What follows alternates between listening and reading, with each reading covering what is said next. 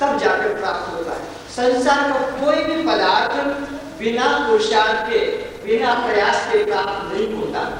लेकिन इन सब पदार्थों को प्राप्त करने से हमारे मन को तृप्ति नहीं होती, क्योंकि हमारी दो प्रकार की चाह है, हमारी दो प्रकार की भूख है, एक तो शारीरिक और एक ही मानसिक। तो शारीरिक भूख की निवृत्ति आप रोटी कपड़ा मकान से कर सकते हैं, और मन की जो भूख है वो रोटी कपड़ा मकान से दूर होने वाली नहीं।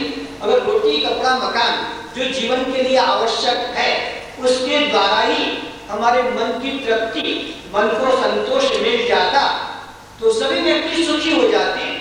उन्हें यहाँ भी ना आना पड़ता और उन्हें न किसी मंदिर में जाना पड़ता, न मस्जिद, न चर्च, गुरुद्वारों में जाना पड़ता, न उन्हें पूजा पाठ करना पड़ता, न कोई व्रत उपवास ध्यान करना पड़ता। अगर अपने देह की आवश्यकताओं की पूर्ति करने से जीव को सचमुच में शांति मिल जाती तो ये फिर अपने हर अवस्था में संतुष्ट होगा। लेकिन हमारी एक भूख और है, और वो भूख है मन की भूख। और मन की भूख को दूर जब तक आप नहीं करेंगे तब तक तन की चाह को, तन की प्राप्त कर लेते हैं। हम ऐसा ही समझ रहे हैं। इसी प्रकार कोई गुरु, कोई ऐसा मंत्र, कोई ऐसा साधन कुछ हमें बता दे जिससे कि हमको अखंड आनंद, परम शांति भी प्राप्त हो जाए। किंतु स्मरण रहे, खोज अनात्मा की हो सकेगी। खोज ढूंढना अनात्मा के लिए हो सकेगा। जो परिचित पदार्थ है, जो पदार्थ आपसे दूर है, जो आपके पास नहीं है, जो आप में नहीं है, आपके पास नहीं और जो आप में नहीं, ऐसे पदार्थों को प्राप्त करने के लिए हमें निश्चित साधन करना पड़ेगा। बिना साधन के ये संसार के जो मूल्यहीन पदार्थ हैं उनको भी प्राप्ति हम बिना साधन के नहीं कर सकते। हमारी वही बुद्धि काम करती है कि जब बिना साधन के ये पुष्प नहीं मिल सकता है, बिना साधन के हमें एक पत्र नहीं मिल सकता है, बिना साधन के अखंड आनंद कैसे मिल सकेगा। इसलिए कुछ तो कुछ करना ही सीखो। हर गुरु अपने शिष्य को करना सिखाता है, हर संप्रदायवादी अपने अनुयायियों को कुछ न कुछ करना सिखाता है, और वे ये सोचते रहते हैं और वे करते रहते हैं कि हम इस तरह करते करते हम उस तत्व को प्राप्त कर लेंगे। लेकिन याद रखो, खोज हमेशा अनात्म पदार्थों की हो सकती है। जो पदार्थ आपसे परिचिन्न है, दूर है, जो पदार्थ एकदेशी है, जो पदार्थ आपका दृश्य है, जो पदार्थ जड़ है, जो पदार्थ अनात्मा है, उसी की खोज हो सकती है। किंतु वो जो अखंड आनंद चाहते हैं, वो जो परम आनंद चाहते हैं, वो किसी पदार्थ का गुण नहीं है, वो किसी वस्तु का धर्म नहीं है। वो अखंड आनंद, वो अखंड शांति, वो आत्मा का स्वभाव है। वो आत्मा का स्वभाव वो किसी अनात्म पदार्थ में मिलने वाला नहीं, क्योंकि धर्मी और धर्म का नित्य संबंध होता है। अग्नि और उष्णता का नित्य संबंध है। अग्नि और उष्णता को कभी आप अलग अलग नहीं कर सकोगे। बर्फ और उसकी शीतलता को अलग अलग डिवाइड नहीं कर सकोगे। ऐसे ही आनंद को और आत्मा को अलग अलग नहीं कर सकोगे, क्योंकि वो आत्मा का अपना स्वभाव है। तो ये जो अखंड आनंद चाहते हैं, ये अनात्म पदार्थों में नहीं मिलेगा। अखंड आनंद तो जो पदार्थ अखंड है उसी में ही मिल सकेगा। अखंड वस्तु वही जिसका किसी देश में अभाव न हो, किसी काल में अभाव न हो और किसी रूप में अभाव न हो, ऐसी वस्तु को, ऐसे पदार्थ को, ऐसे तत्व को ही हमारे वेद उपनिषदों में, धर्म ग्रंथों में अखंड कहा। जो सत्ता सब देश में, सब कालों में और सब रूपों में समान रूप से विद्यमान रहे, जिसमें काल की अपेक्षा नहीं है, जिसमें देश की अपेक्षा नहीं है, जिसमें रूप की अपेक्षा नहीं है, जो देश से अपरिच्छिन्न है, जो काल से अपरिच्छिन्न है, जो रूप से अपरिच्छिन्न है, उस अखंड सत्ता का नाम ही आत्मा है। और वो अखंड सत्ता जो है उससे तुम कभी अलग नहीं हो सकते हो। अगर आप उस अखंड सत्ता से अलग हो जाएंगे तो फिर वो अखंड कैसे कहला सकेगी। और आप उससे अगर अखंड हो गए तो आप उससे अलग हो गए, खंडित हो गए, तो आप जीवित कैसे रह सकेंगे। जैसे अग्नि और उष्णता को अलग नहीं किया जा सकता, ऐसे आत्मा को और उस आनंद को जो अखंड है उसको अलग नहीं किया जा सकता। तो खोज हमेशा अनात्म पदार्थों की हो सकती है। अब विचारो, परमात्मा क्या इस तरह से कोई अनात्म वस्तु है जिसे हम तीर्थों में जाकर, अंग्रेजों के राज्य में भी है या वो इंग्लैंड, अमेरिका, चीन, जापान में, वो सब जगह है। तो उस अखंड सत्ता को खोजने के लिए हमें किसी देश की यात्रा करने की आवश्यकता नहीं। जैसे मुस्लिम लोग जाने मक्का मदीना जाते हैं, तो ईसाई लोग जेरूसलम चले जाते हैं, तो हिंदू लोग जो है बद्री, केदार, जगन्नाथ चले जाते हैं, तो ये जो अपने जैनी लोग ये गिरनार चले जाते हो, जिसकी दृष्टि से तुम कभी हट नहीं सकते हो, जिससे कभी तुम दूर नहीं हो सकते हो। जैसे कि अलंकार, अलंकारों में हम क्या देखते हैं? दो चीजें, एक उपादान कारण और एक निमित्त कारण। उपादान कारण उस कारण को कहते हैं जो कार्य रूप में विद्यमान रहता है, जो कार्य रूप में परिणित होकर निर्विकार रूप से विद्यमान रहता है।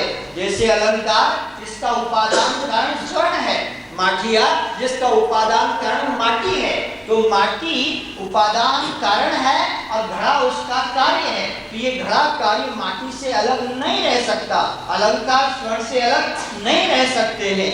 इसी प्रकार वो जो परमात्मा है वह सब जगत का उपादान कारण है, तो उस उपादान कारण से जगत अलग हो नहीं सकता है। कभी भी अलंकारों को स्वर्ण से अलग नहीं देख सकोगे, फर्नीचरों को काठ से अलग नहीं देख सकोगे, बर्तनों को अपने धातु मूल से अलग नहीं देख सकोगे। ऐसे उस परमात्मा को अलग कभी खोज नहीं सकोगे। तो खोज के लिए अगर निकल रहे हो तो फिर वह अनात्मा हो जाएगा। तो परमात्मा कैसा है उसके लिए कहते पुरस्ताद ब्रह्म, पश्चात ब्रह्म, दक्षिणा च उत्तरेण, अधा च ऊर्ध्वं च प्रस्तुतम् ब्रह्म वेदं विश्वमिदं वरिष्ठम्। अरे वो परमात्मा जो अखंड है वो आगे है और पीछे भी है, वो बाएं है, वो दाएं भी है। वो इनका चुनाव किसी दूरस्थ स्थान पर पहुंचने के लिए करना पड़ता है। आप लोगों को कहां से बुर्ला आने के लिए मार्ग का चयन करना पड़ा, ट्रेन का चयन करना पड़ा, तिथि का, दिन का चयन करना पड़ा, क्योंकि दूरस्थ स्थान की प्राप्ति के लिए मार्ग की आवश्यकता है। लेकिन उस परमात्मा को कहां से तुम पाओगे, उसके लिए कौन सा रास्ता खोजोगे? आपका नगर कितनी दूर है सब व्यक्ति जानते हैं। ट्रेन के द्वारा, बस के द्वारा, रिक्शे के द्वारा, साइकिल के द्वारा, स्कूटर के द्वारा जो आए हैं उनको अपने नगर की दूरी का पता है, उनको अपने ऑफिस का, दुकान का, घर का, हॉस्पिटल की दूरी का पता है। लेकिन मैं पूछूं, जिस परमात्मा को खोजने के लिए अपने नगर को छोड़कर, ग्राम को छोड़कर, घर को छोड़कर तुम दूरस्थ चले जा रहे हो, मंदिरों में, मस्जिदों में, चर्च में, गुरुद्वारों में, पर्वतों में, तीर्थों में, मैं पूछूं आपसे, वो आपका परमात्मा आपसे कितना किलोमीटर दूर है? घर का से आप अपना सब दूरी को बता सकोगे, नक्शे को देखकर बता सकोगे, ये शहर इस शहर से इतना दूर है, ये ग्राम इस ग्राम से इतना दूर है, ये व्यक्ति इस व्यक्ति से इतना दूर है, मेरा पड़ोसी मेरे से 1 फीट दूर है। लेकिन तुम्हारा परमात्मा तुमसे कितना किलोमीटर, कितना दूर है, किस गांव में बसा हुआ है? सोचो विचारो, तुम्हारे पैर किधर की यात्रा में जा रहे हैं? ये पैर परमात्मा ने बनाए हैं जगत की यात्रा के लिए। अभी अगर मेरे पैर काट दिए जाए किसी शत्रु के द्वारा, किसी रोग के द्वारा, किसी कारण से ये दोनों टांगे कट जाए तो मेरे जीवन में क्या अभाव पड़ेगा? मैं आप तक चलकर पहुंच नहीं सकूंगा बस, और मेरे जीवन यापन में कोई मुश्किल नहीं। अगर मेरे दोनों हाथ काट दिए जाए या किसी रोग से कट जाए तो क्या अभाव पड़ेगा? मैं इन हाथों को आगे कर नहीं सकूंगा, कुछ ग्रहण नहीं कर सकूंगा, कितना ही अंतर पड़ेगा। ये आंखें मेरी अभाव रूप हो जाए, ज्योति चली जाए, नष्ट हो जाए, क्या अंतर पड़ेगा? मैं आपको देख नहीं सकूंगा, बस और कोई अंतर नहीं पड़ेगा। ये काम मेरे खराब हो जाए तो मैं आपकी वाणी को नहीं सुन पाऊंगा, क्योंकि कई बहरे लोग हैं जो जीभ हाथ नहीं है, ग्रहण त्याग नहीं हो सकेगा। तो ये इंद्रियां तो परमात्मा ने जगत के व्यवहार के लिए दी है। आंख दी है रूप दर्शन के लिए, कान दिया है शब्द श्रवण के लिए, जिह्वा दी है रसस्वादन के लिए, घ्राण दी है गंध ग्रहण के लिए, हमारे यह हाथ दिए हैं ग्रहण त्याग के लिए। तो संसार के आदान प्रदान के लिए, संसार के उपयोगिता के लिए इन इंद्रियों की आवश्यकता है। आप इन इंद्रियों का उपयोग परमात्मा को पाने में लगा रहे हैं कि जैसे संसार को हम प्राप्त करते हैं, ऐसे में परमात्मा भी इंद्रियों के माध्यम से मिलेगा। याद रखना, ये इंद्रियां बहिर्मुखी है, इनसे संसार की प्राप्ति करोगे। परमात्मा इंद्रियों का विषय नहीं है, वो इंद्रियों का प्रकाशक है। उसके लिए इंद्रियों के आगे नहीं दौड़ना है, इंद्रियों के पीछे लौटना होगा।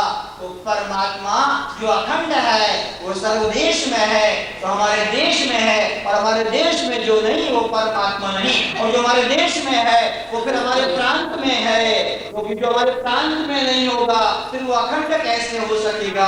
अखंड तो तभी कहेंगे जो हमारे प्रांत में हो। जो हमारे प्रांत में है तो फिर वो हमारे जिला में होगा, फिर हमारे जिला में नहीं है वो अखंड भी नहीं होगा। और जो हमारे जिला में है वो हमारे नगर में होगा, और अगर हमारे नगर में नहीं है फिर वो अखंड कैसे कहा जा सकेगा? और जो हमारे नगर में होगा वो हमारे अपने घर में होगा, और जो हमारे घर में नहीं होगा हम उसे अखंड कैसे कह सकेंगे? अखंड होने के लिए हमारे घर में होना जरूरी है, और जो हमारे घर में होगा उसको हमारे अपने जीवन में, शरीर में, हृदय में होना जरूरी है। और जो हमारे हृदय में नहीं है वो अखंड कैसे हो सकता है? अखंड तो उसी को कहेंगे जो सब देश में रहता हो, और जो सब देश में है तो उसको इस देश में भी रहना आवश्यक है, क्योंकि अगर ये हृदय देश को वो छोड़ देता है तो फिर वो अखंड नहीं है। उतना इस्पात हो जाएगा, उतना उसमें होल आ जाएगा, उतना उसमें कमी आ जाएगी, न्यूनता आ जाएगी, वो पूर्ण नहीं कहला सकेगा।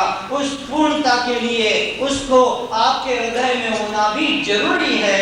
इतना विश्वास करना है उस परमात्मा के लिए। उसे मंदिर में मत ढूंढो, उसे मस्जिद में मत ढूंढो, उसे चर्च गुरुद्वारों में मत ढूंढो, उसे पर्वत तीर्थों में मत ढूंढो, उसे चित्र मूर्तियों में मत ढूंढो, उसे किसी व्यक्ति में मत ढूंढो, उसे सर्वशक्तिमान परमात्मा को सब प्राणियों के रूप में देखो, अणु अणु में देखो, कण कण में देखो। परमात्मा उसी का नाम है जो कण कण में जिसकी सत्ता विद्यमान है। और हम कहते हैं उसकी सत्ता के बिना पत्ता भी हल नहीं सकता। हर बच्चा भी अपनी जुबान पर लाता है, उसकी सत्ता के बिना एक पत्ता नहीं हिल सकता, और जब पत्ता तब उसकी सत्ता के बिना हिल नहीं सकता तो ये आपका 5 फीट 5.5 फीट का शरीर, 50, 60, 70, 80 केजी का ये बैग, ये थैला, ये बुस्का, ये कैसे हिल रहा है, ये कैसे चल रहा है? अगर उसकी सत्ता के बिना पत्ता नहीं हिलता है तो तुम किसके सहारे से हिल रहे हो? उस सत्ता को अस्वीकार करके, जिसकी सत्ता से तुम्हारे 14 त्रिपुटियों का जगत में व्यवहार हो रहा है, जिसकी सत्ता से तुम्हारे अंतःकरण सुषुप्त स्वप्न में प्रकाशित हो रहा है, उसी सत्ता का तिरस्कार करके और बाहर खोज रहे हो। सूर्य का तिरस्कार करके, आंखें बंद करके एक कल्पित ज्योति की इच्छा कर रहे हो। कैसा हमारा ये बचपन? तो देखो परमात्मा अखंड है, इसलिए वेद कहता नान्य पंथा। हाँ, अगर वो जेरूसलम में रहता, अगर वो मक्का मदीना में ही रहता, बद्रीनाथ केदारनाथ में या अयोध्या में या वृंदावन में या रामेश्वर जगन्नाथ में रहता, तब तो बस के द्वारा, ट्रेन के द्वारा, प्लेन के द्वारा या पैदल यात्रा करना पड़ती हमको। लेकिन वेद ने कहा वो परमात्मा किसी व्यक्ति का नाम नहीं है, वो गांव में रहने वाला नहीं है, वो किसी मंदिर मस्जिद की जेल में रहने वाला अपराधी या कैदी नहीं है, वो तो आकाश की तरह, वो तो सूर्य की तरह, वो पवन की तरह सर्वव्यापक सबका जीवन है। वो हिंदुओं का ही जीवन नहीं, वो मुसलमानों का है, और वो मुसलमानों का ही नहीं, वो सिखों का है, और वो सिखों का भी नहीं, वो ईसाइयों का भी है, और वो ईसाइयों का भी नहीं, सभी जैन बौद्धों का भी है। और वह केवल आपके ब्राह्मणों का नहीं, वो क्षत्रिय वैश्य शूद्रों का भी है, और वह आपके उड़ीसा का नहीं, वो तो जगन्नाथ है। इसलिए उसको खोजने के लिए किसी मूर्ति की कल्पना मत करना, किसी चित्र की कल्पना मत करना, किसी देश की कल्पना मत करना, किसी नगर की कल्पना मत करना। इसीलिए हनुमान का एक चित्र कहीं देखा होगा, उसने अपने हृदय को चीर कर दिखाया है उस राम को, जो राम सब घट घट में बैठा हुआ है। एक राम दशरथ का रोज चप्पल जूता पहनते हो, उससे अपने ऑफिस मंदिर दुकान जाते हो, एक दिन उस चप्पल जूता को भूल जाओगे तो वो चप्पल जूता ढूंढते ढूंढते तुम्हारे पैरों के अंदर आकर घुस जाएगा, क्योंकि चप्पल जूता जानता है ये मेरा मालिक इसको रोज पहनता था। चप्पल जूता मालिक को नहीं खोजेगा, बल्कि मालिक चप्पल जूते को खोजता है, क्योंकि मालिक चैतन्य है और वो चप्पल जूता जड़ है। चश्मा आपको नहीं खोजेगा, आप चश्मे को खोजेंगे, अपनी कलम को आप खोजेंगे। कलम आकर आपकी जेब में लगने वाला नहीं, कि पर्स आपके जेब में आने वाला नहीं। तो खोज हमेशा अनात्मा की होती है। आत्मा तो खोजने वाला है, आत्मा तो ढूंढने वाला है, और जो खोज में आ गया, जो ढूंढ में आ गया, वो कैसे आत्मा हो सकेगा? और फिर क्या दो आत्मा है कि एक ढूंढने चलेगा और दूसरा पकड़ कर आ जाएगा? क्या दो आत्मा है? एक ध्यान करने बैठ गया और दूसरा ध्यान में आ गया और उसको नमस्कार कर लिया। याद रखो, जो तुम्हारे ध्यान में आ जाएगा, जो तुम्हारी खोज में आ जाएगा, जो तुम्हारे पकड़ में आ जाएगा, जहां तुम्हारे पैर तुम्हें पहुंचा सकेंगे, जहां तुम्हारा मन पहुंच सकेगा, वह संसार होगा। चाहे बद्रीनाथ हो, चाहे अमरनाथ हो, कि जगन्नाथ हो, कि आपका मक्का मदीना हो, कि जेरूसलम हो, कि आपका कोई इष्ट का लोक हो, जहां इंद्रियां पहुंच जाएंगी, जहां आपका शरीर पहुंच जाएगा, जहां आपका मन आपको ले जाएगा, वो सब संसार का हिस्सा है। चाहे आप घर में बैठो, कि चाहे आप सिनेमा हॉल में बैठो, कि चाहे आप अपने बुर्ला में बैठो, कि दिल्ली में, कश्मीर में, जहां भी आप बैठे रहो, वह परमात्मा तुमसे दूर नहीं होगा, परमात्मा तुमसे अलग हो नहीं सकेगा, परमात्मा सर्वव्यापक है। तो खोज हमेशा अनात्मा की होगी, आत्मा की कभी खोज नहीं। और खोज करते करते जो मिल गया वो अनात्मा होगा। चाहे आप मंदिर में उसे ढूंढ रहे हैं तो भी वह अनात्मा है, और चाहे आप तीर्थों में चले गए तो भी अनात्मा है, स्वर्ग बैकुंठ में मिल गया तो भी अनात्मा है। अगर रास्ते में मिल जाए कोई मुरली वाला, कोई धनुष वाला, कोई त्रिशूल वाला, कोई चार भुजा वाला, कि कोई क्रॉस पर लटका हुआ, अगर रास्ते में मिल जाए तो नमस्कार करके आगे बढ़ जाना, वहां मत रुक जाना, नहीं तो तुम आत्महत्यारे बन जाओगे। उसके दर्शन करके आगे बढ़ जाना। तुमने अगर वहीं चरण गिरा रोक दिए, वहीं सर झुका दिया और आगे नहीं बढ़े तो तुम आत्महत्यारे बन जाओगे। अगर ऐसा विभूति, ऐसा चमत्कार, ऐसा दर्शन तुम्हारी साधना से मिल जाता है तो भी वहां रुकना मत, क्योंकि वह सब माया है। वह माया है। क्यों माया है? आंखों के द्वारा जिसको तुमने देख लिया, मन जहां जाकर खड़ा हो गया वह संसार होगा। परमात्मा इंद्रियों के पीछे है और हम उसको इंद्रियों के आगे देख रहे हैं। इंद्रियों के आगे संसार है। तो याद रखो, परमात्मा के लिए कोई मार्ग नहीं है। हम मार्ग का चुनाव करते हैं। कोई कहता हम कर्म मार्ग से स्वीकार करेंगे, और कोई कहता हम भक्ति मार्ग से चलेंगे, कोई कहता है योग मार्ग से चलेंगे, कोई कहता है हम ज्ञान मार्ग से चलेंगे, कोई कहता है त्याग से चलेंगे। अरे जहां मार्ग आया बस वो संसार हो गया। मार्ग शब्द को काट देना अपने आध्यात्मिक जीवन में से, अपने आध्यात्मिक चिंतन में से मार्ग शब्द को जला देना, काट देना, मिटा देना, संसार के लिए मार्ग का चुनाव करना, तब जाकर वहां पहुंच सकोगे। किंतु परमात्मा जो तुम ही हो, तुम्हारा ही स्वरूप है, जिससे तुम कभी अलग नहीं हुए। जैसे अग्नि से उष्णता अलग नहीं हुई है, बर्फ से शीतलता अलग नहीं हुई है, ऐसे परमात्मा से तुम यानी आत्मा कभी अलग हुआ ही नहीं है। उसकी खोज कैसे हो सकती है? तो खोज पर मिलने वाले पदार्थ में तृप्त मत होना, खोज में आग्रह मत करना। वो जा रहा है मैं भी जाता हूँ, वो गया